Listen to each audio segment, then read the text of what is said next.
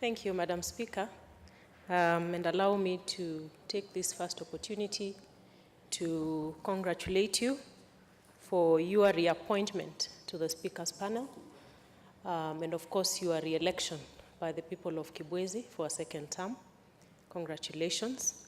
And I also want to take this opportunity to thank the Honorable Speaker of the National Assembly, the leadership of the Jubilee Party in this House, and indeed the entire membership of the 12th Parliament for the honor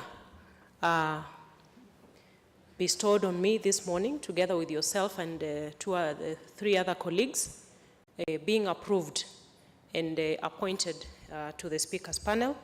And as the first chairperson, I say thank you. And mine is to promise a non-biased, open, and ardent service to the 12th Parliament in that position. Madam Speaker, as I go to speak to the motion, I wish to support the motion on the approval of the ratification of the Nile Basin Cooperative Framework Agreement.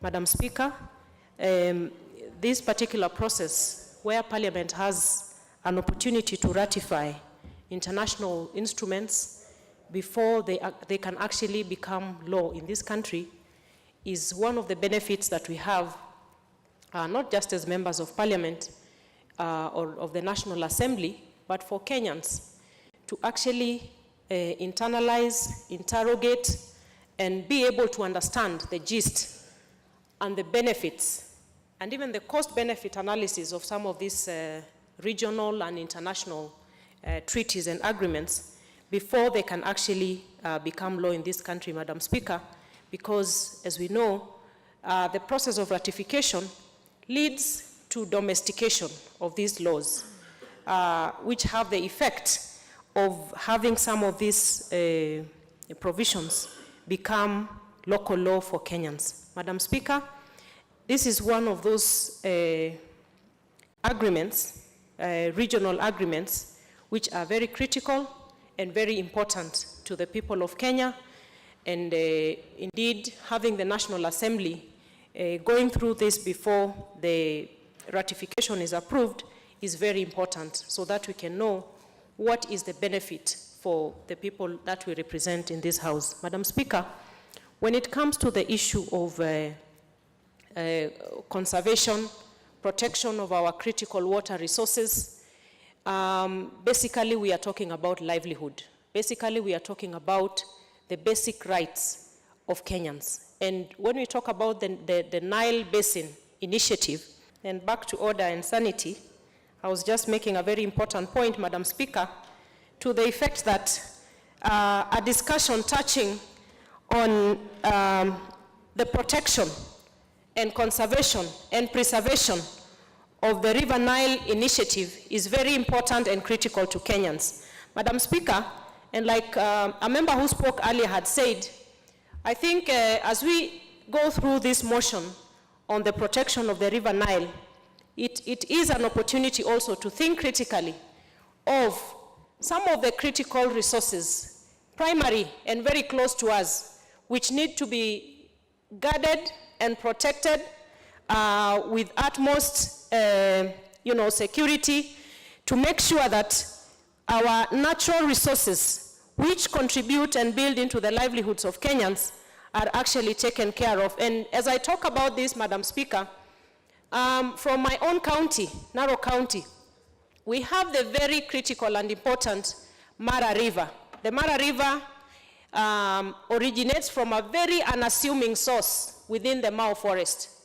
And the Mara River Basin is one of 10, which actually drain into Lake Victoria.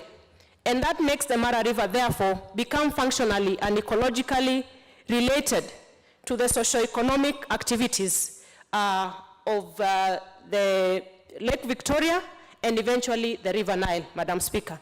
And that makes Kenya even more important of a partner in this River Nile Basin protection, being that we are part of the critical source of the River Nile, and also noting the number of millions and millions of individuals, persons from different countries, who are beneficiary to the River Nile basin.